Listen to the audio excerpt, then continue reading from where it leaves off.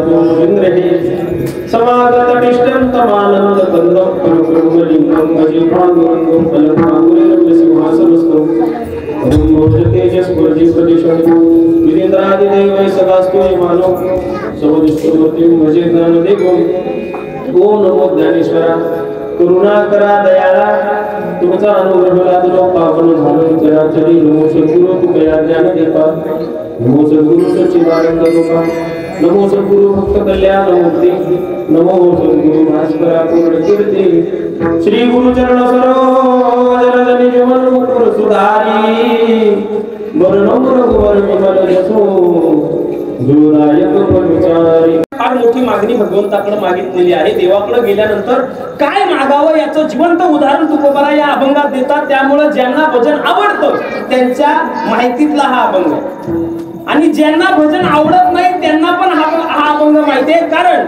त्यांना एवढं कळतं की हा अभंग भजनात आला म्हणजे भजन, पण निदान तेवढ्या पुरतं का होईना त्यांना हा अभंग माहिती आहे. पण दोन्ही कारणांनी जर हा अभंग माहितीच नसेल तर त्यानं स्वतः मराठी असण्याचा थोडा संशयाचा भाग निर्माण होतो. म्हणजे आम्हाला टीव्ही मधल्या सिरियल मधल्या फालतू गाणी आमच्या लक्षात राहतात, पण असे गोड गोड अभंग जे प्रत्येक मराठी माणसाला माहीत पाहिजे, प्रत्येक हिंदू माणसाला माहीत असणं गरजेचं आहे, ते अभंग जर आम्हाला माहीत नसतील, त्यामुळं हा अभंग तोंडपाठ नसेल पण निदान कानपाठ तरी कानावर पडून पडून का होईना माहीत असेल एखाद्याला. अतिशय गोड अभंग आहे, अतिशय सुंदर अभंग आहे, सोपा अभंग आहे, वारकरी संहितेमधला अभंग आहे, मागणीपर प्रकरणातला आजचा अभंग आहे. आणि अभंगाच्या माध्यमातून जगद्गुरु तुकोबाराय देवाला सांगतात, देवा मला दुसरं तिसरं काही नको, हेची दान दे गा देवा. मला सांगा, दान मागताना आग्रह करू शकतो का आपण? सप्ताह करायचा कुणाकडे तरी आपण पावती बुक घेऊन गेलो आणि पावती बुक समोर ठेवून त्याला आपण म्हणतो का 5555 ची पावती फाडतो. आपण अशी फोर्सफुली वर्गणी घेऊ शकतो का? आपण दबाव टाकू शकतो का? आपण आग्रहानं सांगू शकतो की बाबा एवढेच दे? नाही. पण तुकोबारा इथं म्हणतात, हेची दान दे गा देवा. का माहितीये का? कारण तुकोबारा स्वतःहून मागत, समोरून देव म्हणतोय मनसी काही मागा. देव स्वतः तुकोबाराला सांगतोय मागायला. त्यामुळे तुकोबारा म्हणतात, मला दुसरं तिसरं काही नको, हेची दान दे गा देवा. मला हेच दान दे की मला कधीही तुझा विसर पडू देऊ, तुझा विसर न व्हावा. हा अभंग थोडासा जपून म्हणायचा असतो बरं का, व्याकरणाच्या भागानं. तुझा विसर न व्हावा. लोक अखंड म्हणतात तुझा विसरण व्हावा. विसरण व्हावा का विसर न व्हावा? तुझा विसर न व्हावा. मग मला लक्षात ठेवून तुकोबाराय तुम्ही करणार काय?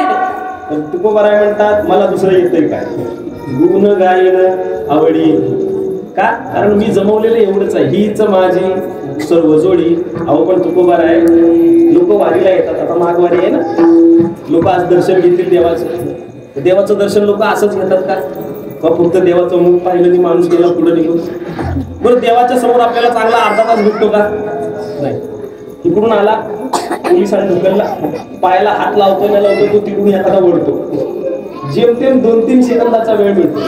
पण त्या 2-3 सेकंदात सुद्धा माणूस देवाला म्हणतो, देवा मला सुखात ठेव. जगातली सगळ्यात मोठी मागणी 2 सेकंदात माणूस मागून मोकळा होतो. मला एवढंच सांगायचंय, वारीला माणूस गेला, कधीही तुम्ही देवासमोर उभे राहिलात, आपण देवाकडे काहीतरी मागितल्याशिवाय गप्प बसतो का? आणि आपण मागून मागून काय मागणार आहे? वाढावे संतान, ग्रही व्हावे धनधान्य. माणूस नावाचा सरड्याची धाव कधी संसाराच्या कुंपणाच्या बाहेर गेली का? नाही. मला नोकरी मिळावी, पगार वाढावा, बँक बॅलन्स वाढावा, जमीन जुमला वाढावा, ऐश्वर्य वाढावं, संपत्ती वाढावी, याच्या व्यतिरिक्त माणसानं काय मागितलं का? पण तुकोबाराय, लोक माझ्याकडे येतात, कोण धन मागतो, एखादा साधक असेल तर तो मुक्ती मागतो, एखादा व्यावसायिक असेल तर तो संपत्ती मागतो. मग त्याच्यापैकी तुम्ही काहीतरी मागा ना. तुकोबाराय म्हटले, मला त्याची गरज नाही. का? माझ्याकडे होतं त्याच मी वाटवून लावून टाकलं. जे माझ्याकडे होतं ते मी लोकांना वाटून टाकलं दुष्काळामध्ये, आणि तेच परत तुझ्याकडे का मागू?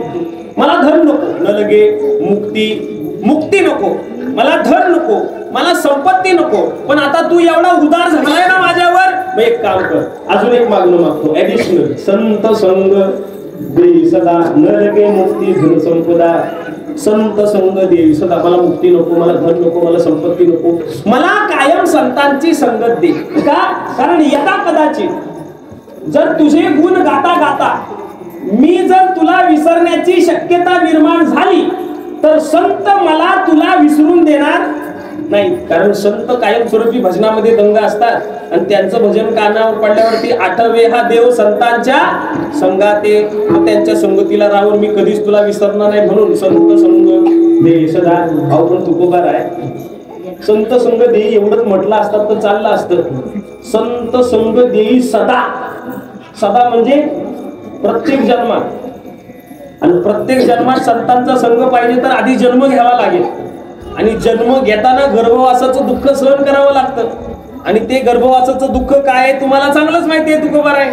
कारण तुकोबारायच या जन्माच्या या गर्भवासाच्या दुःखाला कंटाळून देवाला हात जोडून म्हणतात ना, एक वेळ करी या दुःखा वेगळे दुरितांचे जाळे बघून, देवा या गर्भातल्या यातना मला सहन होत नाही, मला यातून जरा बाहेर काढ. काय सांगू गर्भीच्या यातना, मज भूमिता नारायणा मांस मूत्र गाना तुझं क्षणोक्षणा ध्याता सेम देवा, मला हे सहन होत नाही. हे तुमचे बोल आहे. पण तुकोबाराय तुम्हाला पुन्हा पुन्हा जन्माला येण्याकरता पुन्हा पुन्हा गर्भवास सहन करावे लागतील, आणि ते गर्भवास पुन्हा पुन्हा सहन करायची तुमची ताकद आहे का? तुम्हाला जमल का? तुकोबाराय म्हटले जमल. तुका म्हणे गर्भवासी सुखे घालाव्या, गर्भवासात टाकायचंय ना, टाक. नाही पारायण नाही, प्रवचन नाही, हरिपाठ, हरिपाठ, त्याच्यानंतर आता जागराच्या निमित्तानं कीर्तन, आणि मग पुन्हा उद्याचा काला आणि महाप्रसाद या सगळ्या गोष्टींचं नियोजन असताना यंदाची जागराची कीर्तनोक्ती सेवा माझ्या वाट्याला आली. आणि जागर करत असताना एक नियम आहे वारकरी संप्रदायामध्ये, कुठे लिहिलेला नाही पण पाळावा लागतो, की सप्ताहाचा शेवटचा जो दिवस आहे एकादशीच्या दिवशी, समजा उद्या काला असेल तर काल्याच्या आदल्या दिवशी जागराच्या दिवशी माणसानं मागणी मागायची असते. का? कारण उद्या जर पगार हवा असेल तर आदल्या दिवशी अर्ज द्यायला पाहिजे, आणि ते अर्ज देण्याचं काम आज आपण करायचंय. आज मागायचं आणि उद्या खायचं घ्यायचं. आणि जिथं जिथं प्रसंग आहे बरं का, पहिला दिवस असेल तर नामपर, दुसऱ्या दिवशी भक्तीपर, तिसऱ्या दिवशी संतपर, चौथ्या दिवशी उपदेशपर, पाचव्या दिवशी द्वैतपर, सहाव्या दिवशी अद्वैतपर, सातव्या दिवशी मागणीपर, आणि आठव्या दिवशी काला. हे प्रसंग प्रत्येक कीर्तनकाराला कळणं, कीर्तनकार नाही वक्त्याला सुद्धा कळणं गरजेचं आहे. शिवजयंतीच्या वक्तृत्वाला उभा राहिला आणि गणपतीची जयंती सांगतो चालेल का? आणि ज्याला प्रसंग कळला नाही त्या वक्त्याची फजिती झाल्याशिवाय राहत नाही. महाराज एका गावात माझं कीर्तन, आणि कीर्तन संपल्यानंतर एकाला माईक दिला मंडळाने आणि म्हटले महाराजांचे जरा आभार माना, आणि आभार मानायला त्यानं माईक घेतला आणि तो म्हणतो, आज आपल्या गावात अबप गणेश महाराज यांनी सुंदर कीर्तन सेवा पार पडली, म्हणून सगळ्या ग्रामस्थांच्या वतीनं मी त्यांना भावपूर्ण श्रद्धांजली अर्पण करतो.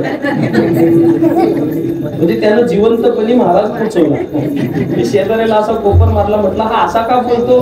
तो म्हणे महाराज जरा ऍडजस्ट करा, सांभाळून घ्या, त्याला कार्याच्या भाषणाची सवय त्याच्यामुळे गेला बोलून, म्हणून काय मला पोचवणार का? बघा तुकोबारांच्या गाथ्यात एक अभंग आहे, प्रसंग नाही कळत, मी अर्धाच अभंग सांगतो, पुढचं सांगायचं मला अधिकार नाही. सगळी जाणती मंडळी, रामनाथ महाराज आधी पण आपल्या गावात वाढीत असणारे प्रवचनकार, कीर्तनकार सगळी वाचक मंडळी आहे. पूर्ण अभंग सांगायची गरज नाही, तुम्हाला पुढचं लगेच कळून जाईल. तुकोबारा म्हणतात, मांडवाच्या दारा अनिला म्हातारा म्हणे नवरी आणा टिंब टिंब.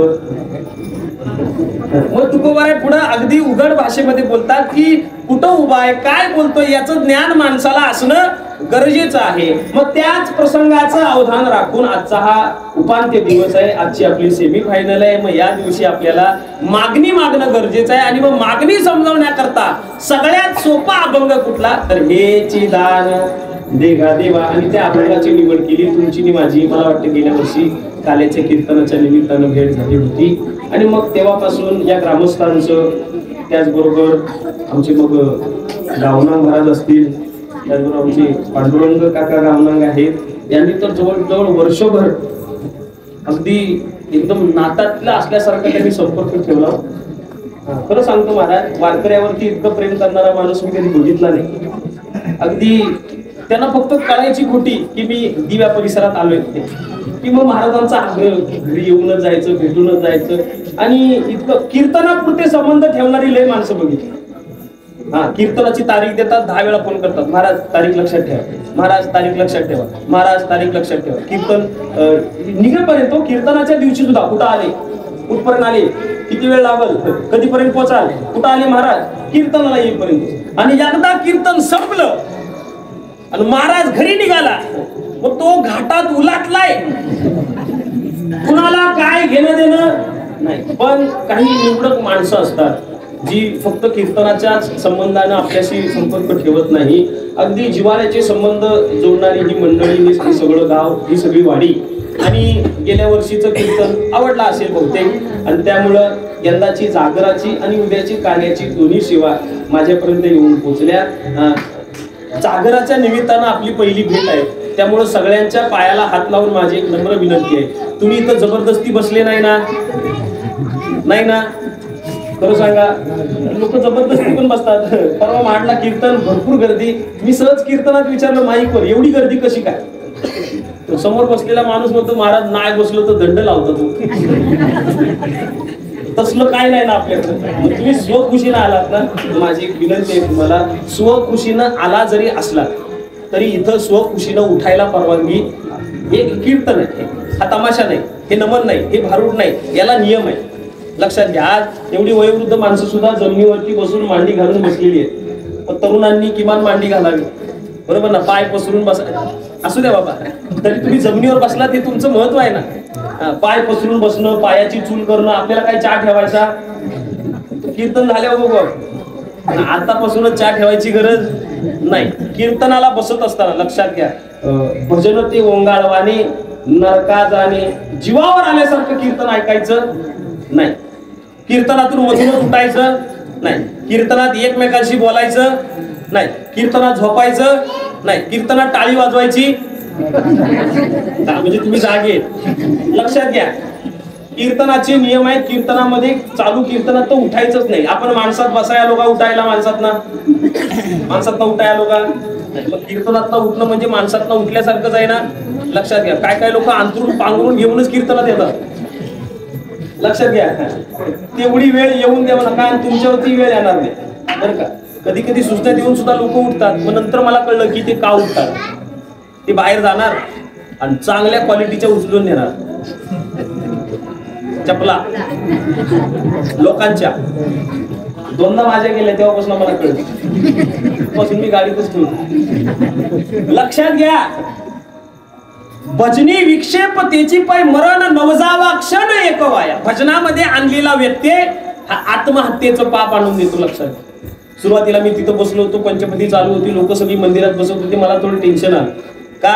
कारण 2 वर्षापूर्वी आपल्या पुढं राम मंदिर आहे ना पुढच्या वाडी, तिथं कार्यक्रम केला, रामनवमीच कीर्तन होतं आणि तिथं पण ही सिस्टीम होती. मग कीर्तन आणण्यात पब्लिक मंदिरात. आता आपलं मंदिर सुरुवातीपासूनच ओपन आहे, त्यामुळे सगळा पब्लिक मला दिसतोय.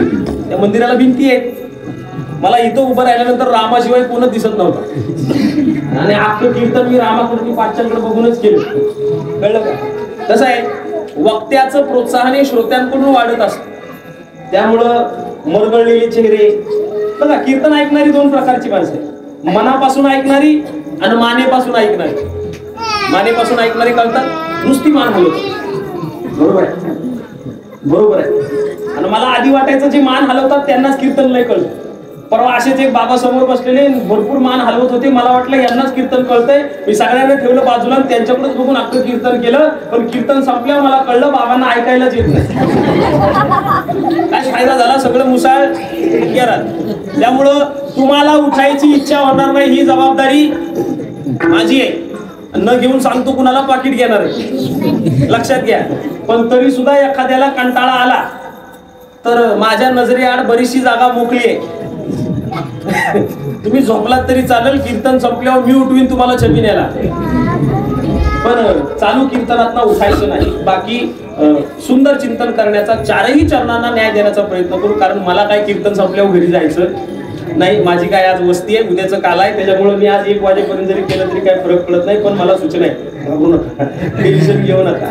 12ला तुमचं छबी नाही, 11:15ला कीर्तन आला, पूर्णविराम आपल्याला द्यायचा आहे. मध्यंतरी मग चहा पाणी होईल. आणि कसं आहे, तुम्ही दोन्ही कीर्तनाची मला जबाबदारी दिली ना, मला खूप बरं वाटलं. का, मला पाकिट जास्त भेटणार आहे म्हणून नाही. जागराचं कीर्तन लोक देतात, पण काल्याचं कीर्तन लोक सहजासहजी घरातलाच बुवा बघतात.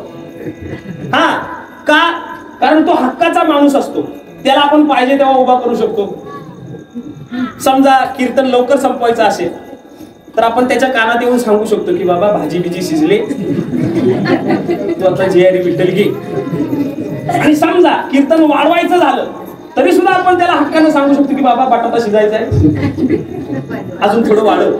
पण तुम्ही मला घरातला समजता, याचं मला फार समाधान वाटलं. त्यामुळं अगदी आपण घरगुती वातावरणामध्ये सगळं चिंतन करण्याचा प्रयत्न करूया. तत्पूर्वी अभंग मागणीपर आहे, मागणारे तुकोबार आहेत आणि ज्याच्याकडं मागतायत तो पांडुरंग. पण प्रश्न असा आहे की तुकोबारायांवर मागायची वेळ का आली? लक्षात घ्या, कुणाचाही मूड झाला म्हणून कुणी कुणाकडं मागत नाही. बघा, मागण्याची 3 कारणं असतात. 3 अडचणी आल्या तर माणूस मागतो. कधी 1 गरज पडली तर मागतो ना, गरज नसताना कोण मागल का? नाही. 2 मागायची परंपरा असेल तर मागतो. आणि 3 मागायची सवय असेल तर. या 3 गोष्टी आहेत. गरज असेल तर मागतो, परंपरा असेल तर मागतो, आणि मागायची सवय असेल तर मागतो. मग आपण 3 गोष्टी पडताळून बघूया. तुकोबाराय म्हणतात ना, हेची दान देगा देवा. मग तुकोबारायला गरज आहे का मागायची? तुकोबारायांकडे परंपरा आहे का मागायची? का तुकोबारायांना सवय आहे का मागायची? हे आपण तपासून बघूया. कसं? बघा, गरज म्हणून मागितलं जातं.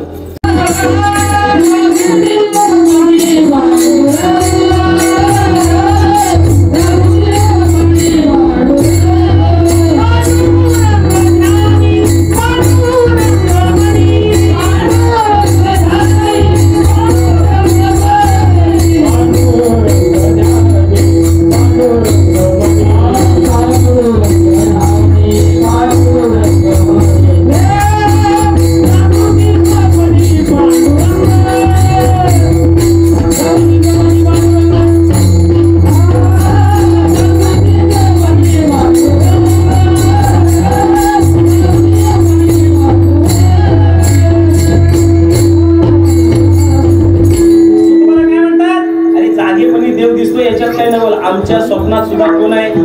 देव आहे. खरं सांगा, एवढा परमार्थ आपला आहे का? आपल्या स्वप्नात कधी देव आला का?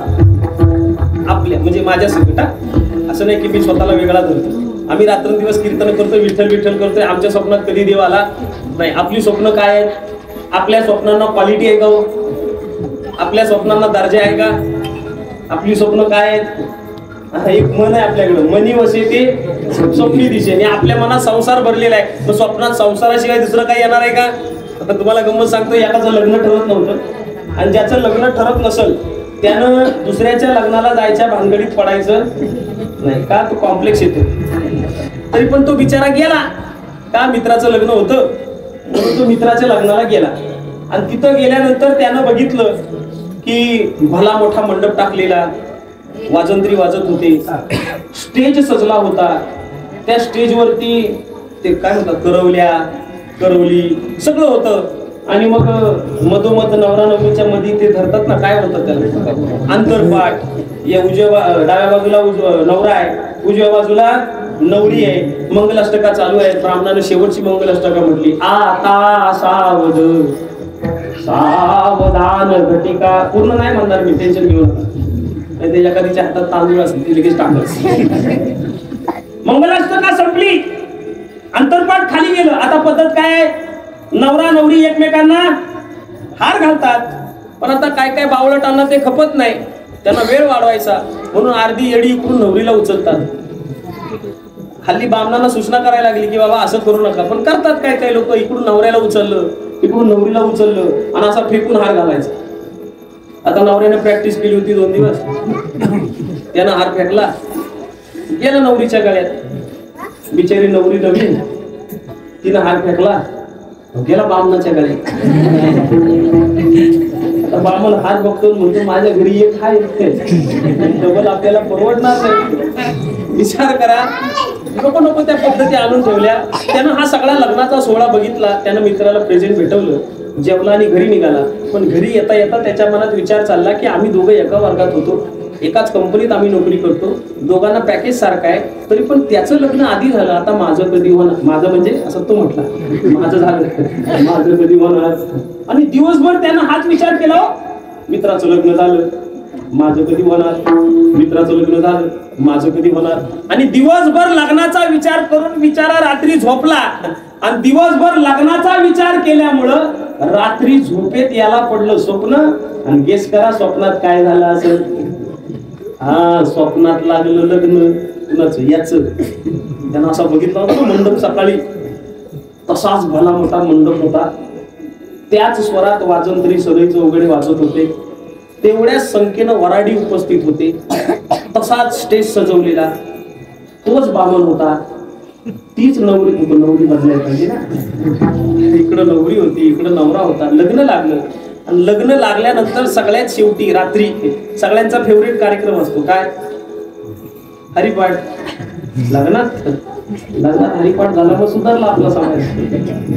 लग्नात शेवटी काय असते? वरात. आता हे सगळं चाललंय कुठं? हा, तेवढं फक्त लक्षात ठेवा. लग्न स्वप्नातलं आहे, बजेटची अडचण आहे का? नाही. त्यानं घोडं आणलं होतं वरातीला, घोडं 4 पायाचं, आणि त्या घोड्यावरती दोघं नवरा नवरी बसलेले, आणि छान वरात वाजत गाजत चालली होती. हे सगळं चाललंय कुठं? लक्षात ठेवा.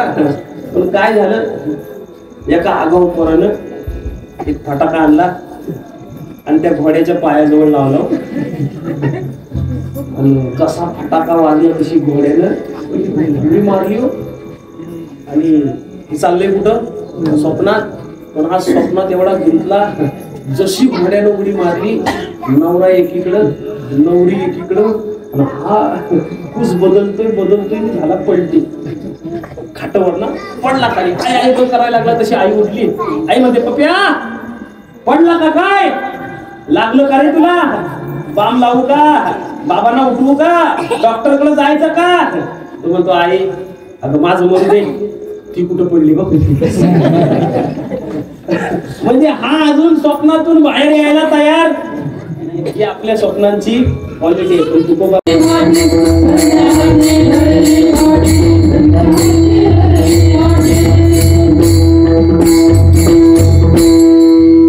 म्हणतात स्वतःची गरज म्हणून नाही. अरे बघ, म्हणजे त्या विद्यार्थ्याच्या गरजेकरता त्या शिक्षकांना आपल्या हातात पाठी धरली, तशी स्वतःला गरज म्हणून नाही. पण तुम्ही आम्ही यदा कदाचित देवाच्या समोर गेलो आणि देव आपल्यावर प्रसन्न झालाच, होणार नाही म्हणा, पण झालाच, तर देवाकडं काय मागावं हे उदाहरण आपल्याला मिळावं, याचं ज्ञान आपल्याला मिळावं, याच्याकरता तुकोबाराय देवाकडं मागणं मागतात. कारण आपण अज्ञानी आहे म्हणा. तुम्ही म्हणाल मला अज्ञानी म्हणतो, आमच्याच गावात येतो, आताच म्हणला ना 59 वर्ष आम्ही सप्ताह करतोय आणि आता तो आम्हालाच अज्ञानी म्हणतो. पण थोडंफार अज्ञान प्रत्येकाकडे, प्रत्येकाकडे. अज्ञानात अज्ञान आहे, काही इकडं ज्ञानात अज्ञान आहे. ज्ञानात अज्ञान म्हणजे डोक्यावर केस आहेत हे ज्ञान आहे, पण ते केस किती आहे हे ज्ञानातलं अज्ञान आहे. इथं बसलेला प्रत्येक माणूस त्या दृष्टीने बघितला तर अज्ञानीच आहे ना. बघा, तर सगळ्या वयोगटाची माणसं 50, 60, 70, 80 वर्षाची माणसं माझ्यासमोर बसलेत आणि वेगवेगळा काळ संसारात घालणारी मंडळी भेटलीत. मग मला सांगा, तुम्ही सांगू शकता का तुमच्या घरात एकूण वाट्या किती आहेत? अज्ञानच आहे ना हे. तुम्ही सांगू शकता का तुमच्या घरात एकूण तुमच्या घरात एकूण चमचे किती आहेत? घरातले चमचे, गावात चमचे असतील तर त्याचा विषय कीर्तनात नको, बरोबर ना. ज्या गोष्टींशी रोज आपला संबंध येतो, महिला मंडळ तुम्ही सांगा दोन्ही हातात मिळून बांगड्या किती आहेत? एवढा वेळ लागतो सांगायला, बघा आता नका सांगू, आणि सांगितलं काय बक्षीस पण नाही. पण ऐका, रोज ज्या गोष्टींशी संबंध येतोय त्या गोष्टींबाबतीत सुद्धा आपण अज्ञानी आहेत. मग तुकोबाराय म्हणतात, अरे परमार्थाचं मागणं मागायचं देवाकडं, त्याच्याकरता मागणीचं ज्ञान पाहिजे. आणि मागून मागून काय मागायचं? तर सुखच मागायचं. पण तुमचं आमचं सुख ज्याच्यात आहे ते सुख संत मागत नाही. तुकोबारायांनी जे सुख मागितलं त्या देवाच्या दृष्टीचं सुख अभंगाच्या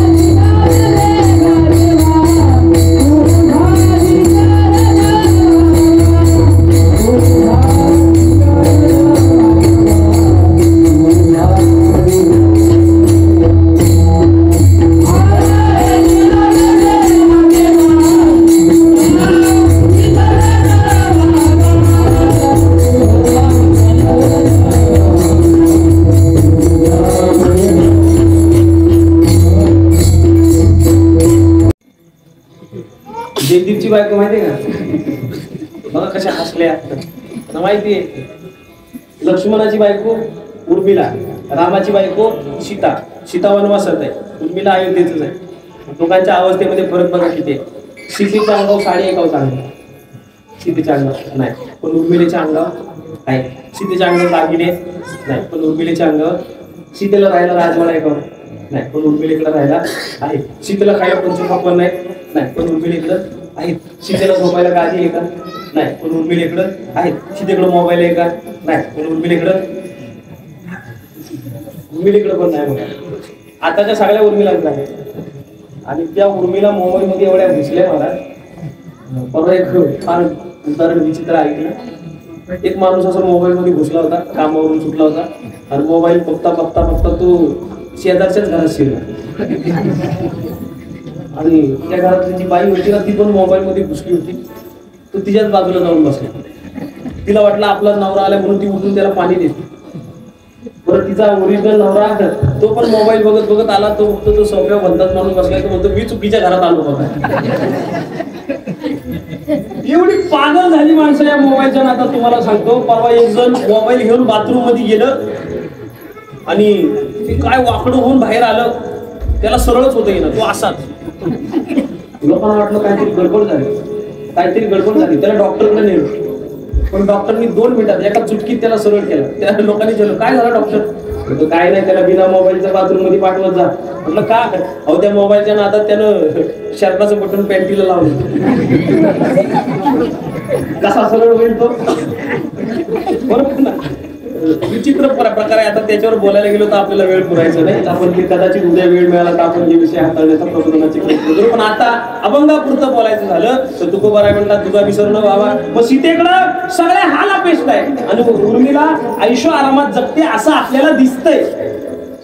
पण जेव्हा गोस्वामी तुलसीदास उर्मिलेला विचारतात की बाबा तू सुखी आहेस का, तेव्हा ती उर्मिला म्हणते नाही बाबा मीच काय, अख्ख्या अयोध्येत एक पण माणूस सुखी नाही. का? राम गेला नाही इथून. आणि जिथं राम नाही तिथं सुख कसं असेल? तेने विना जीवा सुख नव्हे. अरे बापरे, उलटी परिस्थिती. मग जाऊन परत सीतामाईची वेळ घेतली आणि सीतामाईला विचार, सीतामाई तुम्ही सुखी का दुःखी? कारण दिसायला तर तुम्ही दुःखी दिसताय, जंगलात राहताय, कंदमुळं खाताय, जमिनीवर झोपताय, पर्णकुटीत राहताय, काय चाललंय? सीतामाई म्हणते, अरे माझ्यासारखी सुखी अख्ख्या जगात कुणीच नाही. अहो हे जंगल जंगल नाही, मला अयोध्याच वाटते. का? कारण माझ्या मनात रामाची आठवण आहे. किती गोड वर्णन करतात तुळशीदास स्वामी. श्याम अनुराम चरण अनुरागा, अवध सहस सम बनू प्रिय लागा. श्याम अनुराम चरण अनुरागा, अवध सहस सम बनू प्रिय लागा. श्याम अनुराम चरण अनुरागा. राम सिया राम सिया राम. सीता म्हणते माझ्या मनात राम आहे आणि त्या रामावर माझं प्रेम आहे. तोपर्यंत अख्खं जंगल सुद्धा मला अयोध्येसारखं वाटते. म्हणजे देवाला आठवल्यानं फायदा काय? सुख. जंगलात असून सुद्धा सुख. मग देव विसरल्यावर तोटा काय? ती सीतामाई पुढे घ्या. सीतामाईच्या मनात राम होतं, जंगलात सुद्धा सुखी होती. समोर एक सोन्याचा हरण दिसतो आणि सोन्याचा हरण दिसल्याबरोबर मनातल्या रामानं जागा सोडली आणि हरण रूपी कामानं जागा घेतली. मनातला राम 2 सेकंदासाठी बाजूला काय झाला? काय परिणाम झाला? रावण आला आणि सीतामाईला किडनॅप करून घेऊन गेला. आणि सीतामाईला नेल्यानंतर रावणानं सीतामाईला कुठे ठेवलंय हो? गांगरीत नाही, कुठे ठेवतोय? अशोकवनात. आता त्याचं नाव अशोकवन ठेवण्यामागे सुद्धा शास्त्र आहे. त्या वनात पाऊल ठेवल्या ठेवल्या शोक नष्ट व्हायचा. शोक म्हणजे दुःख. ज्या वनात काडीचंही दुःख नाही असं वन म्हणजे अशोक वन. पण जी सीता जंगलात सुखी होती ती सीता अशोक वनात कशी आहे? सुखी आहे का? का? कारण जंगलात होती तेव्हा मनात राम होता. आणि या अशोकवनात येण्यामागचं कारण मनातल्या रामानं जागा सोडली. म्हणून तू कबरा बेटा तुझा विसर न व्हावा. कारण देव लक्षात ठेवल्यावर सुख आहे आणि देवाला विसरल्यानंतर दुःख आहे. पण तू कबरा आहे मला लक्षात ठेवून तुम्ही करणार काय? अभंगाचं दुसरं चरण.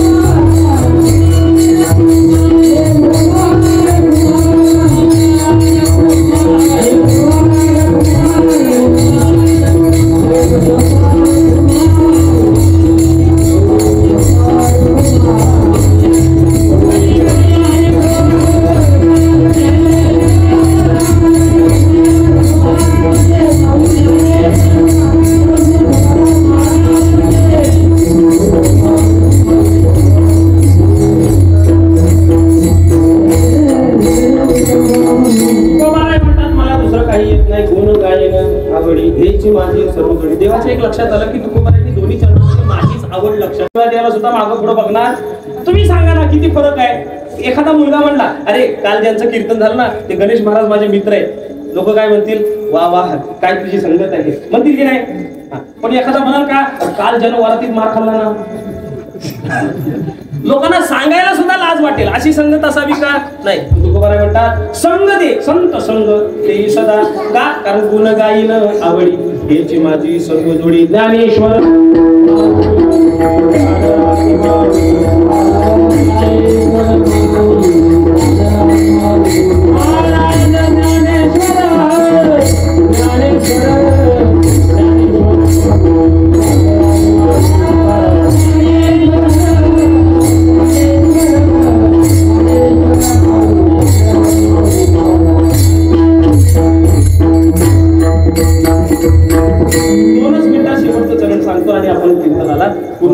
तुकोबाराय म्हणतात की तुका म्हणे गर्भवासी सुखे घालावे आमाचे. गर्भवासाला नावं ठेवणारे, शिव्या देणारे तुकोबाराय गर्भवास सहन करायला कसे काय तयार झाले, तर त्याच्या मागचं कारण एक आहे की मोठ्या सुखातून छोटं दुःख वजा होतं. कसं काय? महिला मंडळ जरा लक्ष द्या. अख्ख्या कीर्तनात तुम्ही लक्ष दिलं की नाही मला माहिती नाही, पण आता हा 2 मिनिटाचा क्षण आहे, लक्ष द्या. मला सांगा, तुम्ही इथं कीर्तनाला बसले आणि तुमच्या घरी चोर शिरले. इमॅजिन करा, नाही तर जाण उठवलं. तुमच्या घरी चोर शिरले आणि चोर शिरल्यानंतर त्यानं कुलूप फोडलं, त्यानं बेडरूम उघडला, त्यानं कपाट फोडलं, त्यानं ड्रॉवर उघडला आणि त्याला ड्रॉवर मध्ये भेटले 500 रुपये. त्यानं खिशात टाकले. तेवढ्यात तुम्ही घरी गेलात, तुम्हाला दिसलं कुलूप फोडलेलं, तुम्ही घाई गडबडीने दरवाजा उघडला. जसा दरवाजाचा आवाज झाला तसा तो चोर त्या कपाटाच्या शेजारी एक खिडकी होती, त्या खिडकीतून उडी मारून पडणार. तेवढ्यात माझ्या घरातून तो चोर चोरी करून आला होता आणि तिथून चोरलेले 1 लाख रुपये तिथं पडले. कीर्तन संपले होते, मला पडले. आता तुम्हाला माहिती आहे पैसे कुठं? कपाटात. तुम्ही डायरेक्ट आलात बेडरूम मध्ये, बघितलं तर कपाट उघडं, ड्रॉवर उघडा.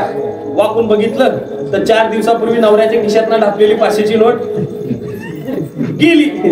पण चोर गेला कुठून? लाईट लावली, खिडकीकडे लक्ष गेलं, खिडकीच्या खाली 500 रुपयाच्या नोटांचं बंडल पडलं. माऊलीनं पटकन उचललं आणि ती मोजायला लागली. 500च्या 200 नोटा निघाल्या. एकूण किती झाले? 1 लाख रुपये. मला सांगा, त्या 500च्या 200 नोटा मोजताना एकदा तरी ड्रॉवर मधली गेलेली 500ची आठवली का? आठवल का? नाही. का? कारण 1 लाखाच्या सुखातून 500 रुपयाचं दुःख सहज वजा होतं. म्हणून तुकोबाराय म्हणतात, गर्भवास सहन करायचा झाला तरी चालेल, पण संतांची संगत मिळणार असेल, तुझे गुण गाता येणार असतील आणि हे अमूल्य दान तू माझ्या पदरात टाकणार असेल तर तुका म्हणे गर्भवासी सुखे घालावे आमाशी, गुण गाईन आवडी हीच माझी सर्वजोडी. प्रकाश अभंगाच्या 4ही चरणांना अल्पशा बुद्धिमत्तेप्रमाणे न्याय देण्याचा प्रयत्न केला. तुमचा पुढचा छबिना हा विचार लक्षात घेता कीर्तनाला इथंच पूर्णविराम देणं गरजेचं आहे. उरलेली जी कसर आहे, उद्या आपल्याकडे मोकळा वेळ आहे आणि उद्या आपल्याकडे मोकळं मैदान आहे, त्यामुळे आपण सगळं उरलेलं चिंतन आपण उद्या करण्याचा प्रयत्न करू. जेवढा तुम्हाला हवा आहे तेवढा आपण उद्या करण्याचा प्रयत्न करू. पण तुर्तास या कीर्तनाला पूर्णविराम देतो. झालेली सेवा तुमचं आहे,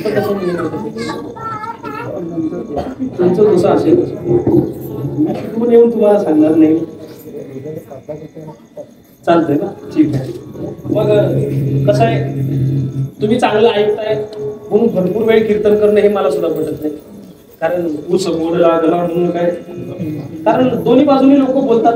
आता बाबा प्रेमात टाकून गेले, 5-10 मिनिटं मागली तरी, पण खरं सांगा सगळ्यांना चालतील लोक. तुम्ही आता माझ्या समोर बसलेत म्हणून हो म्हणणारच, हो म्हणणार तुम्ही, पण लोक शिव्या पण देतात.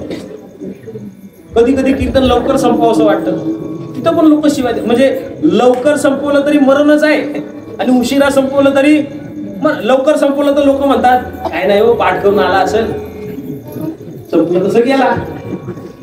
आणि कीर्तन उशिरा संपवलं तर लोक म्हणतात त्याला कोण बोलवत नसेल म्हणून तो आपल्यावर राग काढतो. दोन्ही बाजूनी लोक बोलणार. महिला म्हणतात तुम्ही कीर्तनला आल्या, येताना शेजारणीला हाक मारली की नाही? मारली. ती काय बोलली? पुढं म्हणली का नाही? आणि जशा तुम्ही पुढे आल्या तशी ती पाटणा काय म्हणली? हा आता मोठी गोविंद झाली. करून करून भागले लोक. आता कीर्तना आली तिला पण बोलतात, आणि जी घरात झोपली तिला काय ठेवतात का? हा, देव धर्म सोडला, माझ्या मिलीची कंबर दुखते म्हणून मी नाही गेली म्हणून ही पण जायला नको. दोन्ही बाजूनी लोक बोलतात. त्यामुळं कसं आहे, तेजोनिया जन भक्ती करा. आणि आमच्या गुरुजींचं सांगणं आहे, 5 मिनिटं पुढे नाही, 5 मिनिटं मागं नाही, पण टेन्शन घेऊ नका. उद्याचा दिवस आपल्याकडे आहे. मी पुन्हा येईन. कारण असं म्हणून येतात लोक, उशिरा का होईना येतात. त्यामुळे झालेल्या सेवेला तिथंच पूर्ण विराम देतो, आणि उद्या पुन्हा तुमची भेट होणारच आहे. तोपर्यंत सर्वांना रामकृष्ण हरी. तुकाराम तुकाराम.